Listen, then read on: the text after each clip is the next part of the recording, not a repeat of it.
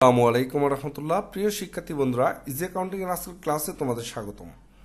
আজকে আমরা বিবিএ এবং বিবিএস অনার্স সেকেন্ড ইয়ারের অ্যাকাউন্টিং ডিপার্টমেন্ট এবং finance department, BBA honours third ইয়ারের ম্যানেজমেন্ট এবং মার্কেটিং ডিপার্টমেন্টের একটি common subject taxation in Bangladesh বা বাংলাদেশের কর বিধি নিয়ে আলোচনা করব। তো বাংলাদেশের কর বিধির ক্লাস আমাদের আরও আগে নেওয়া আছে, কিন্তু 2023 সালের অর্থ আইন অনুযায়ী আমরা নতুনভাবে আবার আমাদের করবিধির ক্লাসগুলো নেওয়ার চেষ্টা করতেছি। তো আমরা শুরু থেকে শেষ পর্যন্ত আগের বছরগুলোর মতোই বাংলাদেশের করবিধির উপর ধারাবাহিক ক্লাস আসবে ইনশাআল্লাহ, যদি আমাদের ক্লাসগুলো তোমাদের ভালো লাগে।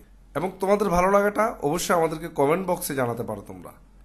তো বাংলাদেশের করবিধির এই চাকরি হতে আয় এবং এই করবিধির কিছু নিয়ম এবং রুলস আমরা প্রথম একটি বেসিক ক্লাসে আলোচনা করেছি। সেই ক্লাসটা যারা দেখেছো তারা অবশ্যই বুঝতে পারছো যে আমরা কত সুন্দর করে সবগুলো নিয়ম এখানে গুছিয়ে দেওয়ার চেষ্টা করেছি। তো এর ধারাবাহিকতায় আজকে আমরা চাকরি খাতে আয়ের প্রথম ক্লাস নিব, যেখানে আমাদের ম্যাথ প্র্যাকটিস করে আমরা দেখাবো। তো আজকে আমরা মূলত দুইটি ম্যাথ আলোচনা করব এই ক্লাসে। তোমরা শুরু থেকে শেষ পর্যন্ত যদি না টেনে ক্লাসটি মনোযোগ দিয়ে দেখো, তোমরা খুব ভালো করে এই ক্লাসটা বুঝতে পারবা ইনশাআল্লাহ। আর আমার ক্লাস যদি তোমাদের ভালো লাগে অবশ্যই আমার চ্যানেলটি সাবস্ক্রাইব করবা এবং ফেসবুকে আমাদের ফেসবুক পেজ ইজি অ্যাকাউন্টিং এ লাইক দিয়ে আমাদের সাথে থাকবা আশা করি। এবং আমাদেরকে অবশ্যই কমেন্ট বক্সে তুমি জানাবা। আর স্যারের ভালোবাসায় অবশ্যই বন্ধুদের সাথে এই ক্লাসগুলো শেয়ার করবা ইনশাআল্লাহ। তো আর কথা না বাড়িয়ে চলো আমরা ক্লাসটি শুরু করি। আজকে আমরা যে ম্যাথটি দেখতে পাচ্ছ, এই ম্যাথটি তোমরা কমার্স পাবলিকেশনের বইয়ে সমস্যা 1 হিসাবে পেয়ে যাবা, যেখানে বলা আছে জনাব সুনীল কুমার বাংলাদেশ সরকারের স্বরাষ্ট্র মন্ত্রণালয়ের অতিরিক্ত সচিব হিসেবে কর্মরত আছেন। জনাব সুনীল কুমার বাংলাদেশ সরকারের স্বরাষ্ট্র মন্ত্রণালয়ে অতিরিক্ত সচিব হিসেবে কর্মরত আছেন। তার মানে জনাব সুনীল কুমার এখানে মূলত স্বরাষ্ট্র মন্ত্রণালয়ের একজন কর্মকর্তা, তার মানে উনি একজন সরকারি কর্মকর্তা। 30 জুন 2023 তারিখে সমাপ্ত অর্থবর্ষে তিনি নিম্নোক্ত হারে বেতনাদি ভাতাদি পেয়েছেন। আমরা জানি যে ট্যাক্সের লতে এখন দুইটা পার্ট করা হয়েছে, যারা সরকারি বেতনভুক্ত এবং সরকারি বেতন বহির্ভূত বা বেসরকারি চাকরি যারা করে তাদের জন্য। তো দুইটা নিয়মের ফরম্যাটই আমরা তোমাদের আলোচনা করেছিলাম আমাদের বেসিক কনসেপ্টে। এই ম্যাথের আগে আমাদের ইউটিউব চ্যানেলে সে বেসিক কনসেপ্টটা দেওয়া আছে, সেখান থেকে তোমরা দেখে নিবে। তারপর যদি এই ক্লাসগুলো করো তোমরা সহজেই এই চ্যাপ্টারগুলো বুঝতে পারবা।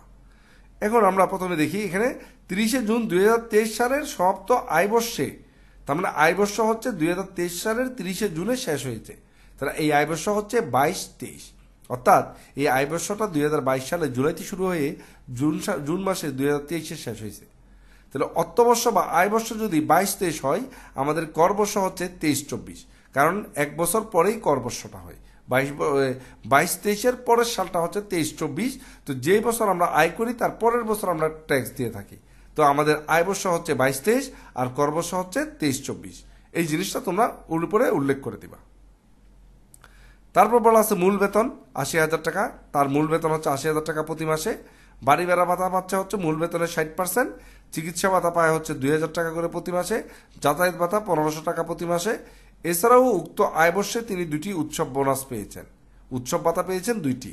এখন এই উৎসব ভাতাটা কি পরিমাণ ভাতা পেয়েছেন, যার প্রতিটি তার 1 মাসের মূল বেতনের সমান। এই যে 80,000 টাকা করে দুইটা, মূলত 80 গুণ 2 1,60,000 টাকা উৎসব বোনাস পেয়েছেন তিনি। বৈশাখী ভাতা বাবদ তিনি 16,000 টাকা পেয়েছেন, বৈশাখী ভাতা পাইছে 16,000 টাকা। তিনি মূল বেতনের 10% বিধিবদ্ধ সঞ্চিত তহবিল বা ভবিষ্যৎ তহবিলে জমা করেন, অর্থাৎ বিধিবদ্ধ ভবিষ্যৎ তহবিলে তিনি মূল বেতনের 10% জমা করে থাকে। সরকারি কর্মচারীরা যে প্রভিডেন্ট ফান্ডে টাকা জমায় সেটা মূলত বিধিবদ্ধ ভবিষ্যৎ তহবিল, আর বেসরকারি কর্মচারীরা যে প্রভিডেন্ট ফান্ডে টাকা জমায় সেটা হচ্ছে অনুমোদিত ভবিষ্যৎ তহবিল। দুইটা তহবিলের মধ্যে কিন্তু পার্থক্য আছে। সেই পার্থক্যগুলো আমরা যখন প্রয়োজন হবে ওই ক্লাসগুলোতে আমরা বলে দিব এটার পার্থক্যটা কোথায়। এবং ওই তহবিল হতে তিনি 30,000 টাকা সুদ পেয়েছেন। তিনি যে ভবিষ্যৎ তহবিলে টাকা জমা করেছেন সেই তহবিল থেকে তিনি সুদ পেয়েছেন 30,000 টাকা। আমাদের বলছে 2023-24 কর বর্ষে জনাব সুনীল কুমারের করযোগ্য আয় নির্ণয় করো, অর্থাৎ 23-24 কর বর্ষে। একটু আগে আমরা বলেছিলাম আমাদের আয়বর্ষ হচ্ছে 22-23 আর করবর্ষ হচ্ছে 23-24। 23-24 কর বর্ষে জনাব সুনীল কুমারের করযোগ্য আয় নির্ণয় করো। জনাব সুনীল কুমারের করযোগ্য আয় আমাদের নির্ণয় করতে হবে। তো চলো আমরা দেখে আসি এই প্রশ্নের আলোকে করযোগ্য আয়টা আমরা কিভাবে নির্ণয় করব। তো আমরা এখন এটার সমাধানটা তোমাদের সামনে তুলে ধরলাম। এখন আমাদের কি লাগবে, প্রশ্ন। তো আমাদের প্রশ্নের যেটুকু অংশ প্রয়োজন আমরা সেইটুকু প্রশ্ন এখানে নিয়ে নিলাম, কারণ এখান থেকে আমরা অঙ্কটা বুঝবো। একই সাথে প্রশ্ন এবং অ্যান্সার যদি তোমরা বুঝতে পারো তাহলে তোমাদের বুঝার সুবিধা হবে। সেজন্য আমরা প্রশ্ন এবং অ্যান্সার একই সাথে রাখার চেষ্টা করি আমাদের প্রত্যেকটি ক্লাসে। তো প্রথমে আমরা এখানে লিখে নিব করদাতা জনাব সুনীল কুমার, ETIN, এগুলো কিছু লেখার দরকার নাই, এগুলো লিখে জাস্ট এখানে ডট ডট ডট দিয়ে দিবা। কর বর্ষ হচ্ছে 23-24 আর আয় বর্ষ লিখবা 22-23, মোট আয় নির্ণয়। তারপর আমরা এখানে বিবরণী ঘরগুলো এঁকে নিব। প্রথমে বিবরণ, আয়ের পরিমাণ, কর অব্যাহতি প্রাপ্ত আয়, নেট করযোগ্য আয় লিখে এবার আমরা লিখব চাকরি হতে আয়। এই চাকরি হতে আয় ধারা 32, 33, 34 এগুলো আমরা লিখতে পারি, বা একটা দ্বারা লিখে কোনো রকম অঙ্কটা আমরা করে ফেলতে পারবো, সমস্যা নেই। এবার চাকরি হতে আয়, চাকরি হতে আয়ের ক্ষেত্রে আমরা এবার যত আয় আছে সব আয় আমরা লিখে নিব। এখন সরকারি কর্মচারী যারা, তাদের চাকরি হতে আয় নির্ণয়ের মূল ফর্মুলা কি মনে আছে? মূল বেতন আর উৎসব বোনাস বাদে, মূল বেতন আর উৎসব বোনাস বাদে সকল প্রকার আয় তাদের জন্য কর অব্যাহতি প্রাপ্ত আয়। অর্থাৎ মূল বেতন রিলেটেড এবং উৎসব বোনাস এই দুইটা জিনিস বাদে বাকি সব আয় তাদের জন্য কি হবে? কর অব্যাহতি প্রাপ্ত আয়। তো আমরা প্রথমে দেখি এখানে মূল বেতন, মূল বেতন 80,000 টাকা মাসে। তো 80,000 টাকা যদি মাসে হয়, 12 মাসে হচ্ছে তার মূল বেতন 9,60,000 টাকা। আমরা আয়ের পরিমাণ 9,60,000, এটা বসাবো নিট করযোগ্য আয়। বাড়ি ভাড়া ভাতা হচ্ছে মূল বেতনের 60%, তাহলে বাড়ি ভাড়া ভাতা আমাদের আছে কত? 9,60,000-এর 60%, 9,60,000-এর 60% 5,76,000 টাকা। এই 5,76,000 টাকা কর অব্যাহতি প্রাপ্ত আয়ে চলে যাবে, কারণ মূল বেতন আর উৎসব বোনাস শুধুমাত্র নিট করযোগ্য আয়ে আসবে, আর বাকিগুলো সব অব্যাহতি প্রাপ্ত আয়ে। চিকিৎসা ভাতা হচ্ছে 2,000 টাকা মাসে, তার মানে বছরে হচ্ছে 24,000 টাকা। এই চিকিৎসা ভাতাও কর অব্যাহতি প্রাপ্ত হয়। যাতায়াত ভাতা মাসে 1,500 টাকা, বছরে হচ্ছে 18,000 টাকা। এই 18,000 টাকাও কর অব্যাহতি প্রাপ্ত হয়। এছাড়াও উক্ত আয় বর্ষে তিনি 2টি উৎসব ভাতা পেয়েছেন, যার প্রতিটি তার 1 মাসের মূল বেতনের সমান। উৎসব ভাতা পেয়েছে 2টি, তাহলে 80,000 গুণ 2, ওইটা হচ্ছে উৎসব ভাতা। এই 80,000 গুণ 2 1,60,000 টাকা। এই 1,60,000 টাকা করযোগ্য আয়ের মধ্যে আসবে। বৈশাখী ভাতা পেয়েছেন কত? বৈশাখী ভাতা পেয়েছেন তিনি 16,000 টাকা। তাহলে 16,000 টাকা বৈশাখী ভাতা এখানে আমরা লিখে দিব। অনেকে আবার বলতে পারো যে স্যার 16,000 টাকা গুণ করলাম না কেন? কারণ বৈশাখী ভাতা বছরে একবার পায়, 12 বার পায় না, সেজন্য এটা সরাসরি 16,000 টাকা বসায় এখানে অব্যাহতি প্রাপ্ত আয়ের মধ্যে দিয়ে দিব। তারপর তিনি মূল বেতনের 10% বিধিবদ্ধ সঞ্চিত তহবিলে জমা করেন। এই যে বিধিবদ্ধ সঞ্চিত তহবিলে তিনি জমা করেন, সেটা আয় না, সেটা হচ্ছে তার সঞ্চয়, সেটা বিনিয়োগ, তাহলে সেটা এখানে আসবে না। এবং তহবিল হতে 30,000 টাকা তিনি সুদ পেয়েছেন। এইসব বিধিবদ্ধ তহবিল থেকে যদি সুদ পেয়ে থাকে, এই সুদটা হচ্ছে আয়, সেজন্য বিধিবদ্ধ ভবিষ্যৎ তহবিলের সুদটা 30,000 টাকা আমরা এখানে লিখবো, লিখে এটা অব্যাহতি প্রাপ্ত আয়ের মধ্যে দিয়ে দিব। তারপর আমরা এই দুইটা পাশ কি করে দিব? সবগুলো যোগ করে দিব। যোগ করে দিলে আমাদের মোট আয়টা চলে আসবে। এরপর আমরা এখানে যে লগুলো ফলো করেছি সেগুলোর উপর আমরা একটু টিকা লিখে দিব। এখন এই টিকাটা নিয়ে তোমাদের অনেকের ভয় কাজ করে। এখানে আসলে মূলত তুমি যে নিয়মগুলো ফলো করেছো তার একটা তার শর্ট নোট উল্লেখ করে দিবা। যেমন যেহেতু জনাব সুনীল কুমার একজন সরকারি চাকরিজীবী, সেহেতু তার জন্য মূল বেতন, বোনাস এবং উৎসব ভাতা করযোগ্য আয়। অন্যান্য সকল ভাতাসমূহ সম্পূর্ণ কি? অব্যাহতিপ্রাপ্ত। 2 নম্বর, আমরা বাড়ি ভাতা মূল বেতনের হচ্ছে কত? 60%, 9,60,000-এর 60% হচ্ছে 5,76,000 টাকা, যেটা আমরা এখানে দেখাইছিলাম। যেহেতু সরকারি চাকরিজীবী সেহেতু বাড়ি ভাড়া ভাতা সম্পূর্ণ কর অব্যাহতি প্রাপ্ত হয়, এটা আমরা লিখে দিতে পারি এখানে। এখন কথা হচ্ছে স্যার এগুলো লিখতে হবে ঠিকানা, এর বাইরে কি লেখা যাবে? হ্যাঁ লেখা যাবে। এখানে আমরা লিখতে পারি বৈশাখী ভাতা কি? কর অব্যাহতি প্রাপ্ত হয়। সরকারি কর্মচারীদের বৈশাখী ভাতা কর অব্যাহতি প্রাপ্ত হয়। তারপর হচ্ছে বিধিবদ্ধ ভবিষ্যৎ তহবিলের সুদ কর অব্যাহতি প্রাপ্ত হয়। এগুলো আমরা লিখে দিতে পারি। আরও চাইলে তুমি টিকা এখানে বাড়াতে পারবা, কোনো সমস্যা নাই। আশা করি তোমরা এই ম্যাথটা বুঝতে পারছো। এবার আমরা চলে যাব আরেকটা ম্যাথে। এখন আমরা সমস্যা 2 দেখব। এখানে বলা আছে জনাব মোস্তফা জামান বাংলাদেশ সচিবালয়ে কর্মরত একজন সরকারি কর্মচারী। তাহলে মোস্তফা জামানও সরকারি কর্মচারী। 30 জুন 2023 তারিখে সমাপ্ত অর্থবর্ষে তিনি নিম্নমুক্ত হারে বেতন ভাতাদি পেয়েছেন। তার মানে তার আয় বর্ষ শেষ হয়েছে 30 জুন, তার মানে আয় বর্ষ হচ্ছে 22-23 আর কর বর্ষ 23-24। তিনি মূল বেতন পেয়েছেন 60,500 টাকা, আর মাসিক চিকিৎসা ভাতা পেয়েছেন 2,100 টাকা। উৎসব ভাতা 2 মাসের মূল বেতনের সমান। নববর্ষ ভাতা 12,100 মানে বৈশাখী ভাতা। নববর্ষ ভাতা মানে বৈশাখী ভাতা। তিনি সরকারি বাসায় থাকেন যার বার্ষিক ভাড়া মূল্য 1,44,000 টাকা। ভবিষ্যৎ তহবিলে তিনি প্রতি মাসে 14,000 টাকা জমা রাখেন। ভবিষ্যৎ তহবিলে তিনি 14,000 টাকা জমা রাখেন। হিসাব রক্ষণ অফিস হতে প্রাপ্ত প্রত্যয়নপত্রে দেখা যায় যে 30 জুন 2023 তারিখে ভবিষ্যৎ তহবিলে অর্জিত সুদের পরিমাণ ছিল 1,08,500 টাকা। তারপরে এটা ভবিষ্যৎ তহবিলের সুদ। কল্যাণ তহবিল ও গোষ্ঠী বিমার তহবিলে চাঁদা প্রদান বাবদ প্রতি মাসে বেতন হতে কর্তন করা হয় যথাক্রমে 200 টাকা আর 100 টাকা। এগুলো হচ্ছে তার বিনিয়োগ। এছাড়াও তিনি একটি তফসিলি ব্যাংকের ডিপোজিট পেনশন স্কিমে মাসিক 5,000 টাকার কিস্তি জমা করেন এবং সে একটা ডিপিএস করছে একটা ব্যাংকে, যেখানে মাসে 5,000 টাকা ডিপিএসে জমা দেয়। 2023-24 কর বর্ষে জনাব মুস্তাফা জামানের মোট আয় নির্ণয় করো। মোট আয় আমরা এর আগে কিন্তু মোট আয়টা শিখেছিলাম। এবং কর দায় নির্ণয় করো। তাহলে আমরা তোমাদের প্রথম বেসিক ক্লাসে বলেছিলাম আমাদের যদি মোট আয় বের করতে বলে তাহলে আমরা শুধু মোট আয় বের করব, আর যখন আমাদেরকে কর দায় নির্ণয় করতে বলবে তাহলে মোট আয়ের পাশাপাশি আমরা কর দায়ও নির্ণয় করব। কর দায় নির্ণয় করার জন্য অবশ্যই আমাদের বিনিয়োগ ভাতা বা কর রেয়ারটা বের করে নিতে হবে। তো চলো আমরা প্রথমে এই ম্যাথ থেকে প্রথমে মূল বেতন মোট আয়টা বের করে নিই।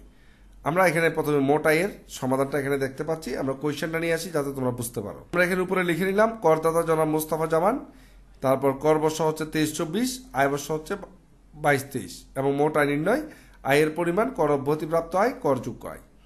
তো মাসিক মূল বেতন হচ্ছে 60,500 টাকা করে, 12 মাসে 7,26,000 টাকা, এটা করযোগ্য আয়। মাসিক চিকিৎসা ভাতা হচ্ছে 2,100 টাকা করে, তাহলে চিকিৎসা ভাতা হচ্ছে মাসে 2,100 টাকা করে, 25,200 টাকা, এটা কর অব্যাহতিপ্রাপ্ত আয়। উৎসব বোনাস হচ্ছে 2 মাসের মূল বেতনের সমান, তাহলে 60,500-র সাথে 2 দিয়ে গুণ করলে 1,21,000 টাকা, এই 1,21,000 টাকা হচ্ছে নিট করযোগ্য আয়। তিনি সরকারি বাসায় থাকেন যার বার্ষিক ভাড়া মূল্য হচ্ছে 1,44,000 টাকা, এটা হচ্ছে বাসস্থান ভাতা বা আবাসন সুবিধা। এই আবাসন সুবিধাটা হচ্ছে 1,44,000 টাকা, কিন্তু এটাও কর অব্যাহতিপ্রাপ্ত আয়। ভবিষ্যৎ তহবিলে তিনি প্রতি মাসে 14,000 টাকা জমা রাখেন, এটা আয়ের মধ্যে পড়ে না। তারপর আছে হিসাব সংরক্ষণ অফিস থেকে প্রাপ্ত প্রত্যয়নপত্রে দেখা যায় 30 জুন 23 তারিখে ভবিষ্যৎ তহবিলে অর্জিত সুদের পরিমাণ ছিল 1,08,500 টাকা। এই 1,08,500 টাকা তার আয়, ভবিষ্যৎ তহবিলে অর্জিত সুদ, কিন্তু এই আয়টাও কর অব্যাহতিপ্রাপ্ত আয়, এখানে বসে যাবে। তারপর বাংলা নববর্ষ ভাতা আছে 12,100 টাকা, এটা নববর্ষ ভাতা হিসেবে আয়ের পরিমাণে আমরা দেখাবো, তারপর আমরা এটাকে অব্যাহতিপ্রাপ্ত আয়ে দেখা দিব। এ হচ্ছে তার আয়। আরও যে ছিল আমাদের কল্যাণ তহবিল, গোষ্ঠী বিমা তহবিল, চাঁদা প্রদান বাবদ প্রতি মাসে বেতন হতে কর্তন করে, এগুলো সব বিনিয়োগ ভাতায়, এগুলো এখানে আর আসবে না। তাহলে এবার আমরা এখানে নিট করযোগ্য আয় পেয়ে গেলাম 8,47,000 টাকা। আর তোমরা এই দুইটা ঘর কিন্তু চাইলে যোগ করে দিতে পারো, না করলেও সমস্যা নাই, কিন্তু আমাদের নিট করযোগ্য আয়টাই লাগবে। তাহলে এই আমরা পেয়ে গেলাম কি মোট আয় নির্ণয়। এবার আমরা চলে যাব বিনিয়োগ ভাতা। এবার বিনিয়োগ ভাতায় আমাদের কি কি নির্ণয় করছে আমরা একটু দেখি, এটা মনোযোগ দিবে তোমরা, বিনিয়োগ ভাতাটা কিভাবে নির্ণয় করে। আমরা এখানে দেখি প্রথমে তার বিনিয়োগটা কি কি। বিনিয়োগ হচ্ছে তিনি ভবিষ্যৎ তহবিলে প্রতি মাসে জমা রাখে 14,000 টাকা, তার মানে ভবিষ্যৎ তহবিলে চাঁদা 14,000 গুণ 12 অর্থাৎ 1,68,000 টাকা ভবিষ্যৎ তহবিলে জমা রাখছে। তারপর আমরা এখানে দেখতে পাচ্ছি কল্যাণ তহবিল এবং গোষ্ঠী বিমায় তিনি জমা রাখেন হচ্ছে যথাক্রমে 200 এবং 150 টাকা।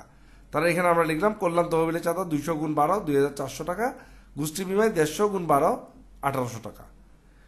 তারপর এছাড়াও তিনি একটি তফসিলি ব্যাংকের ডিপোজিট পেনশন স্কিমে মাসে 5,000 টাকা জমা দেয়। তাহলে মাসে যদি 5,000 টাকা জমা দেয় তাহলে বছরে তিনি টোটাল বিনিয়োগ করে কত, ডিপিএসে 60,000 টাকা। তবে সর্বোচ্চ বিনিয়োগ করা যাবে কত, 1,20,000। সেজন্য তিনি প্রকৃত যে বিনিয়োগটা করছে এবং নিয়মের, এটা হচ্ছে নিয়মের, লতে বলা আছে 1,20,000 টাকার বেশি জমা রাখা যাবে না। তাহলে এবং প্রকৃত বিনিয়োগ, প্রকৃত ডিপিএস এবং সর্বোচ্চ সীমা 1,20,000, এই দুটার মধ্যে যেটা ছোট সেটা এখানে বিনিয়োগ ভাতায় কি কর রেয়াতের জন্য এখানে যুক্ত হবে। এবার সবগুলো আইটেম আমরা যদি যোগ করি, যোগ করে আমরা পেয়ে গেলাম মোট বিনিয়োগ 2,32,200 টাকা, অর্থাৎ তিনি মোট বিনিয়োগ করেছেন 2,32,200 টাকা। এবার বিনিয়োগের পরে তিনি কতটুকু ছাড় পাচ্ছেন, এই ছাড়টা নির্ণয় করতে হবে। কোনটা, বিনিয়োগ করলে যে বিনিয়োগের উপর সব ছাড় পাবে ব্যাপারটা না, এই বিনিয়োগের ছাড়ের 3টা স্টেপ আছে, এই 3টা স্টেপ তোমাদের মনে রাখতে হবে। 1, কর অব্যাহতিপ্রাপ্ত আয় হ্রাসকৃত কর হার প্রযোজ্য এরূপ আয়, ন্যূনতম প্রযোজ্য এরূপ আয় বাদ দিয়ে পরিগণিত মোট আয়ের 3%। অর্থাৎ কর অব্যাহতিপ্রাপ্ত আয় আছে কিছু, হ্রাসকৃত কর হার প্রযোজ্য আয় যেমন মাছ চাষ, পোল্ট্রি ফার্ম এগুলো, তারপর ন্যূনতম কর প্রযোজ্য আয়, ন্যূনতম কর কর্তন করে এমন কোনো প্রযোজ্য আয় যদি থাকে, সে আয় এই মোট আয় থেকে বাদ দিয়ে মোট আয় আমরা যেটা বের করছিলাম, মোট আয় একটু আগে আমরা বের করছিলাম, এই দেখো এই যে 7,08,47,000 টাকা, এই যে মোট আয় আছে সেই মোট আয়ের 3%। মোট আয়ের 3%, এটা মনে রাখবে 3%টা মুখস্থ, এটা নিয়মে বলা আছে। মোট আয় 3%, 25,410 টাকা। এই 25,410 এখানে আমরা লিখে নিব। তাহলে প্রথমে কি পেলাম, যে কর অব্যাহতিপ্রাপ্ত আয়, হ্রাসকৃত কর হার প্রযোজ্য আয়, ন্যূনতম প্রযোজ্য এরূপ আয় বাদ দিয়ে মোট পরিগণিত আয়ের 3%, এটা মনে রাখতে হবে তোমাদের। কারণ এই হ্রাসকৃত কর অব্যাহতিপ্রাপ্ত এবং ন্যূনতম কর কি, এগুলো আমাদের এই বেতন খাত বা চাকরি থেকে আয়ের মধ্যে লাগবে না। এগুলো যখন আমরা একক ব্যক্তির কর নির্ণয় করবো তখন এগুলো লাগবে। ওই ক্লাসগুলোতে আমরা এই বিষয়গুলো নিয়ে ডিটেলস আলোচনা করবো ইনশাল্লাহ। তাহলে আমরা একটা স্টেপ পেয়ে গেলাম, কর রেয়াতের সীমা। 2 নম্বর স্টেপ, কোনো আয়বর্ষের ষষ্ঠ তফসিলের অংশ 3 অনুসারে করদাতার মোট বিনিয়োগ ব্যয়ের পরিমাণের উপর 15%, অর্থাৎ আমাদের যে বিনিয়োগ ভাতা বের করছে আমরা 2,32,200 টাকা, এটার 15%। এই 15% আমাদের রুলসের বা নিয়মের 15% 34,830 টাকা। তাহলে আমরা এখানে লিখলাম 34,830 টাকা। এরপর সর্বোচ্চ সীমা 10 লক্ষ টাকা, এটাও নিয়মের। এবার ক হচ্ছে কি, মোট আয়ের 3%, খ হচ্ছে বিনিয়োগ ভাতার 15%, আর গ হচ্ছে সর্বোচ্চ সীমা 10 লাখ। এই তিনটার মধ্যে যেটা কম, তাহলে আমরা এখানে এই তিনটার মধ্যে সবচেয়ে কম দেখতে পাচ্ছি 25,410। এই 25,410 হচ্ছে এখানে বিনিয়োগ কর রেয়াত, অর্থাৎ আমরা এখানে ছাড় পাবো 25,410 টাকা। যা আমাদের কর আসবে সেখান থেকে 25,410 টাকা আমাকে কর কম দিতে হবে, এটা হচ্ছে ছাড়। তাহলে এবার আমরা এখানে কর রেয়াত বা ছাড়টা পেয়ে গেলাম। এবার আমাদের নির্ণয় করতে হবে কর দায়। যেহেতু কর দায় চাইছে এই জন্য আমরা এই প্রক্রিয়াটা ফলো করতে হবে। এখন আমরা কর দায় যখন আমরা নির্ণয় করব, তাহলে দেখো কর দায়ের জন্য আমি তোমাদের প্রথমে একটা কর দায়ের নিয়মটা, যদি আমরা প্রথম বেসিক ক্লাসে লিখেছি, আবার আমি তোমাদের বুঝাই দিচ্ছি। কর দায়ের নিয়ম হচ্ছে প্রথম 3,50,000 টাকা পর্যন্ত 0%, তারপর 1 লাখ টাকার উপর 5%, তারপর 3 লাখ টাকার উপর 10%, তারপর 4 লাখ টাকার উপর 15%, 5 লাখ টাকার উপর 20%, অবশিষ্ট টাকার উপর হচ্ছে 25%। এ হচ্ছে আমাদের করের সিস্টেম। আমরা যদি মনে করি এটা একটা শপিং সেন্টার, তো এখানে ধরো এটা একটা চেইন শপ, এখানে 1, 2, 3, 4, 5, 6টা দোকান আছে। প্রথম দোকানে তুমি 3,50,000 টাকার বেশি খরচ করতে পারবা না। তাহলে তুমি যদি 3,50,000 টাকা নিয়ে প্রথম দোকান থেকে শপিং করছো, করে এখন তোমার কাছে আরো যদি টাকা থাকে, তুমি যদি আরো ধনী হও, তাহলে তুমি এবার পরের স্টেপে যাবা। পরের স্টেপে তুমি গিয়ে 1 লাখের বেশি শপিং করা যাবে না, অর্থাৎ এখানে তুমি 1 লাখের বেশি খরচ করতে পারবে না। তাহলে এখন যদি তোমার আরো টাকা থাকে, তাহলে কি করবা, তুমি এবার পরের দোকানে চলে যাবা। পরের দোকানে গিয়ে তুমি 3 লাখের বেশি খরচ করতে পারবে না। এখন 3 লাখ খরচ করার পর যদি আরো টাকা থাকে, তাহলে তারপর তুমি পরের দোকানে যাবা। তারপর যদি আরো টাকা থাকে, তাহলে তারপরের দোকানে যাবা। এরপর যদি আরো টাকা থাকে, তাহলে তুমি শেষের 6 নম্বরে অবশিষ্ট যা আছে সব টাকা ওই লাস্ট 6 নম্বর দোকানে খরচ করতে পারবা। তাহলে এখানে তুমি মনে রাখো যে আমরা একটা শপিং নিয়ে গিয়ে এই 6টা দোকান থেকে আমরা শপিং করব, তবে যার যত ধনী তার র্যাঙ্ক তত উচ্চ হবে, অর্থাৎ সে তত 6 নম্বর দোকান পর্যন্ত যেতে পারবে। এখন ধরো কারো টাকা আছে মাত্র 3,60,000 টাকা, তার মানে সে প্রথম 3,50,000 এখানে খরচ করে ফেলবে, আর পরের দোকানে গিয়ে 2 নম্বর দোকানে গিয়ে মাত্র 10,000 টাকা খরচ করবে, অর্থাৎ 10,000 টাকার উপর ট্যাক্স দিবে। এটা হচ্ছে মূল কি নিয়ম। আমরা এটা তোমাদের এই প্রথম ক্লাসে এই জিনিসগুলো আলোচনা করেছি।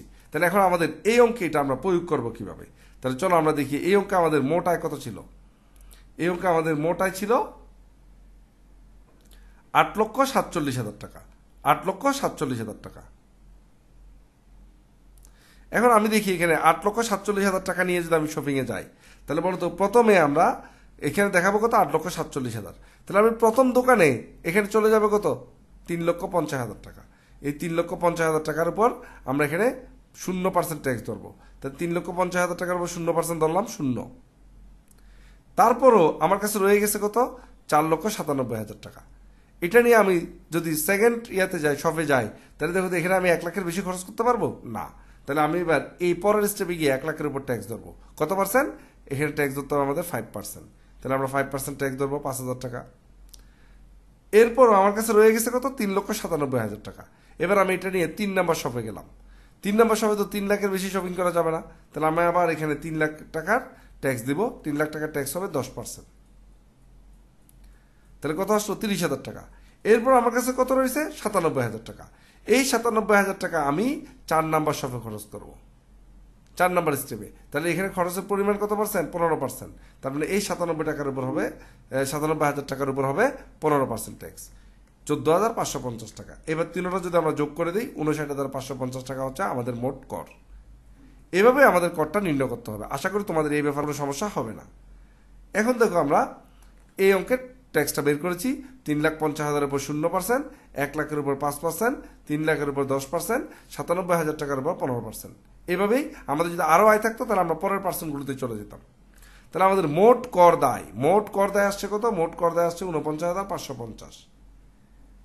এবার কর রিয়াতের পরিমাণ কত? কর রিয়াতটা আমরা একটু আগে বের করেছিলাম। আমরা কর রিয়াত বা কর সার বের করেছিলাম 25,410 টাকা। 25,410 টাকা। আমাদের যে 49,000 টাকা কর আসছে, এখান থেকে আমরা 25,410 টাকা যদি বাদ দেই তাহলে আমরা নিট কর দায় পেয়ে যাই 24,140 টাকা। এটাই হচ্ছে মূলত আমাদের নিট কর দায়। অর্থাৎ এই করদাতা মুস্তাফা জামান তিনি এই যে 24,140 টাকা কর সরকারকে দিতে হবে। তো আশা করি তোমরা বুঝতে পারছো। তবে এখানে এই যে 3,50,000 নিয়ে আমাদের আরও কিছু কথা আছে। এখানে যদি মহিলা বা 65 বছরের ঊর্ধ্বে পুরুষ হয় তাহলে 4 লাখ টাকা। তারপর হচ্ছে যদি আমাদের যে যুদ্ধহত মুক্তিযুদ্ধ হয় তাহলে এখানে মুক্তিযুদ্ধ হলে এটা 5 লাখ টাকা পর্যন্ত ছাড় হবে। এরপর প্রতিবন্ধী সন্তান থাকলে আরও কিছু নিয়ম আছে এখানে, এগুলো আমরা পরের ম্যাথগুলোতে আলোচনা করব। তো আশা করি আজকে তোমরা এই কর দায় পর্যন্ত বের করা বুঝতে পারছো। তো এইভাবে আমরা সাধারণত কর দায়গুলো নির্ণয় করবো সরকারি কর্মচারীর ক্ষেত্রে। পরবর্তীতে আমরা আরও ক্লাস নিয়ে আসবো বেসরকারি কর্মচারী থেকে শুরু করে, ধারাবাহিকভাবে আমরা পরের ক্লাসগুলো করবো ইনশাল্লাহ। ধন্যবাদ সবাইকে আমাদের সাথে থাকার জন্য এবং ক্লাসটি দেখার জন্য।